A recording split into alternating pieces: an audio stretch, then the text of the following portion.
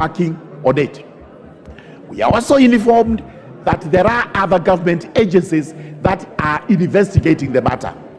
The net effect is that the results of these investigations may actually exonerate the cabinet secretary, and therefore, if this House proceeds with the motion as it is, we have the possibility, there is a likelihood of making a premature decision. And this is what we are terming as guillotining. So, honorable members, as we debate, we must also confine ourselves to the provisions of the Constitution, to the provisions of the law, so that we do not execute an unjust matter before the House.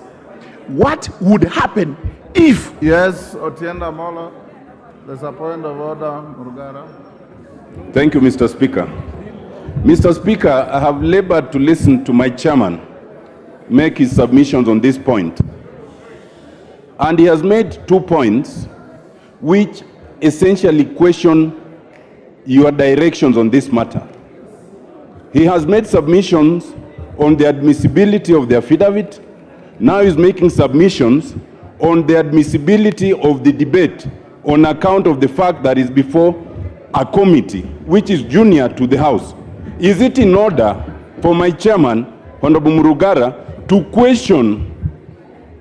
question your admission of this matter to debate? Thank you, Mr. Speaker.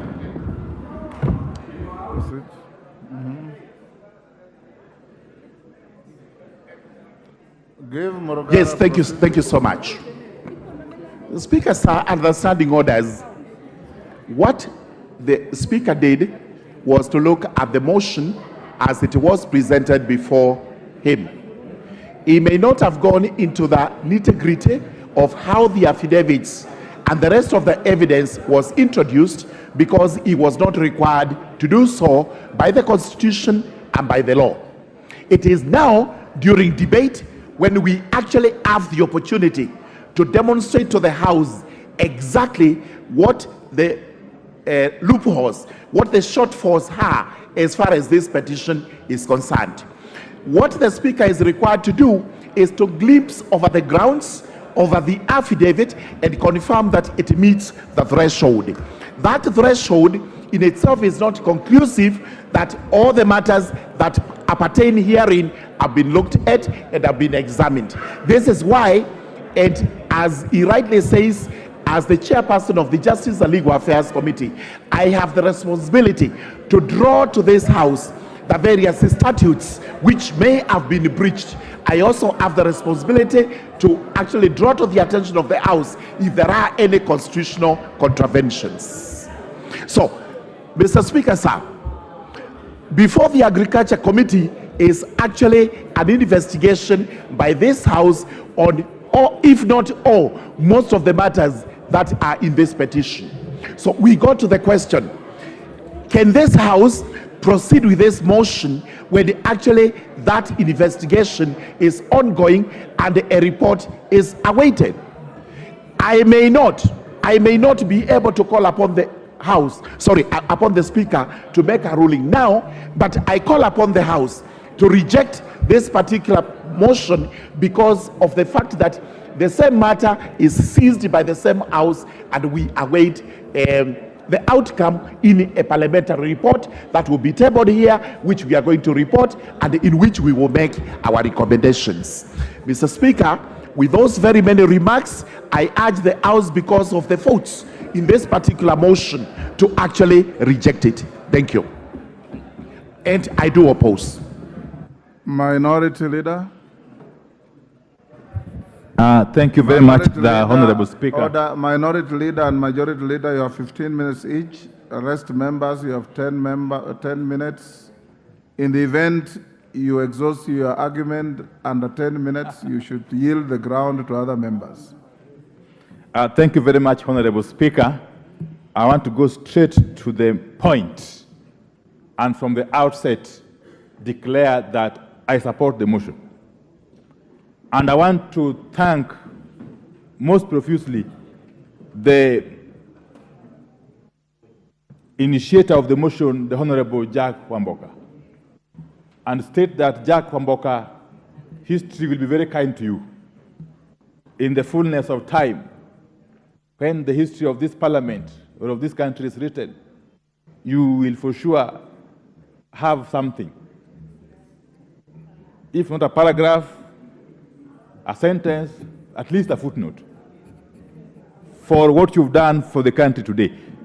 And let me say this, Honorable Speaker, that listening keenly to the submissions by Honorable Wamboka and having scrutinized into detail the documents that have been presented, the annexures, and so on and so forth, I am more than convinced that the Cabinet Secretary, the Honorable Mithika Linturi,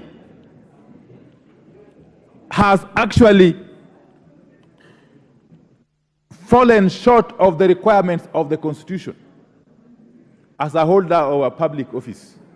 And indeed, the Honorable Jack Kwamboka has clearly drawn a linkage between the conduct of Honorable Linturi and the grounds outlined under Article 152. Under Article 152, sub-Article 4A, if I'm not wrong. Article 152, sub-Article 6, the three grounds upon which a Cabinet Secretary may be subjected to a motion such as this one, Honorable Speaker.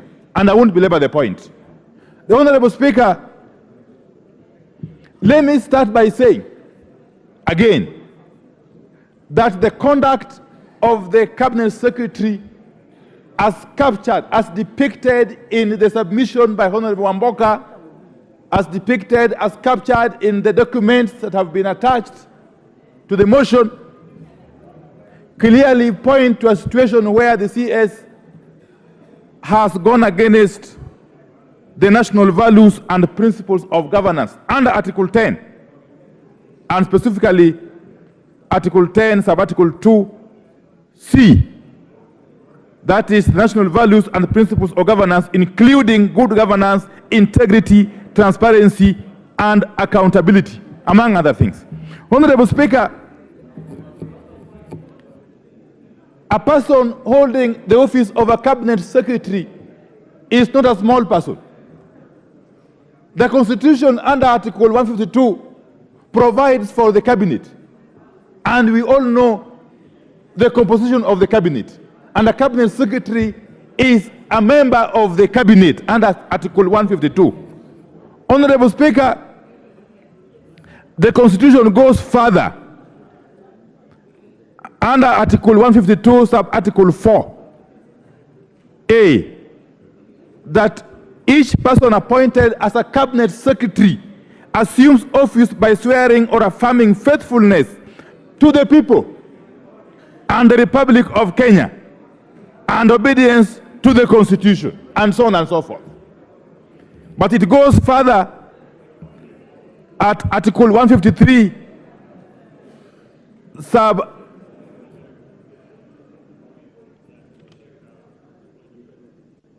it goes further, Honorable Speaker, at Article 153, sub-Article 2, to state that CSS are accountable individually and collectively to the President for the exercise of their powers and the performance of their functions. Why am I saying this, Honorable Speaker? That a motion for impeachment, such as this one, is indeed a tool of the last resort all over the world. In all mature democracies, parliaments such as this one resort to impeachment motions, impeachment processes, as an action of last resort. Because the Constitution provides for avenues through which a CS can vacate office under the Constitution.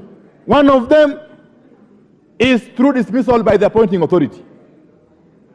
Another one is by resignation. The third one is through this process of impeachment. Honorable Speaker, the appointing authority and Honorable Inturi could have saved the time of this House and indeed the country by doing what is necessary. Honorable Inturi by now should have actually voluntarily resigned. Failure to do so, Honorable Speaker, the appointing authority, who is the President of the Republic of Kenya, should have taken the action, the most logical action, and fired Honorable Inturi. But because both Inturi and the President have failed to do what the Constitution requires them to do, this House has got a duty, therefore, under the Constitution, to take the action that it is currently contemplating taking by sending this Cabinet Secretary home, Honorable Speaker. I have looked at the issues which have been raised, Honorable Speaker. It sounds like something from Hollywood, Honorable Speaker.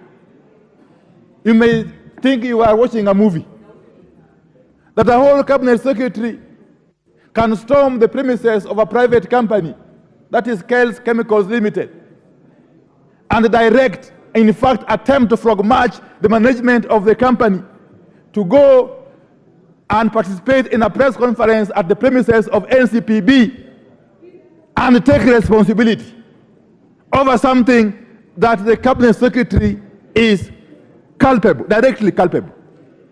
Honorable Speaker. Honorable Speaker, food production, the matter of food security, and I wish honorable members would listen to me. The matter of food security and food production generally is a matter that touches directly on national security. And therefore, any time, any moment, there is evidence of tampering with the production of food in this country,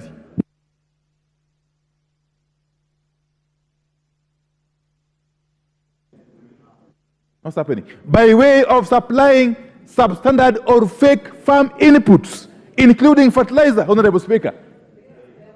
In some countries, you would be actually be summarily executed.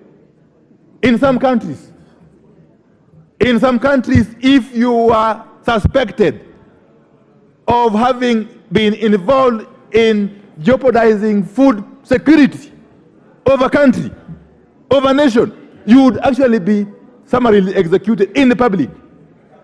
But we are lucky we have got a functioning constitution and we are governed by the rule of law. And therefore, Honorable Speaker, this is not a small matter. This is not a light matter. This is not a matter of politics. This is not about Kenya Kwanza or Azimio. It can't be. And this is not about Jack Wamboka. It is about the survival, the very survival of this country. It is about the very survival of this country. Honorable Speaker, countries that are food deficient, history has recorded, have been prone to coups and counter coups and civil upheavals. And therefore, anybody attempting to jeopardize food production is inviting us as a country to go that direction. A hungry country, a hungry populace is a very, very dangerous populace. You cannot govern it. You cannot govern a hungry population. They can rise up against you anytime and overthrow you. So the Cabinet Secretary and his acolytes are directly responsible for attempting to subvert food production in this country. Honorable Speaker, can you imagine that the NCPB, and don't tell me that the CS doesn't get involved in the procurement by NCPB. That's when you can tell the birds. Everybody who lives in this country knows how government works. The National Cereals and Produce Board is a government entity. It's a parastatal within the Ministry of Agriculture, under the supervision of the CS for Agriculture. How on earth did NCPB procure hundreds of thousands of bags of NPK fertilizer from a briefcase company. A briefcase company going by the name MEMS Distributors Limited. A company that has had no history of dealing with fertilizer. Then MEMS goes ahead and approaches Kale's Chemicals Limited to manufacture for it the fertilizer for its supply to NCPB. What happens? Kale's manufactures and supplies to MEMS only 69,000 bags of the NPK fertilizer, 10, 16, 10. But then what happens again?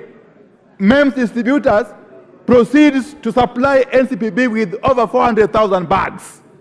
So the question is, where did MEMS distributors and NCPB get the extra hundreds of thousands of bags of this fertilizer? Where? From where? And then it turns out that these extra bags of fertilizer are the ones that were actually stones. What have you? Stones, gravel, sand, and donkey waste, I'm told. So somebody is basically sabotaging the very, very survival of this country. And the cabinet secretary cannot feign ignorance. Because if he feigns ignorance, then he is not fit to hold that office. Then he is unfit. Then he is incompetent. How? But then NCPB goes ahead and pays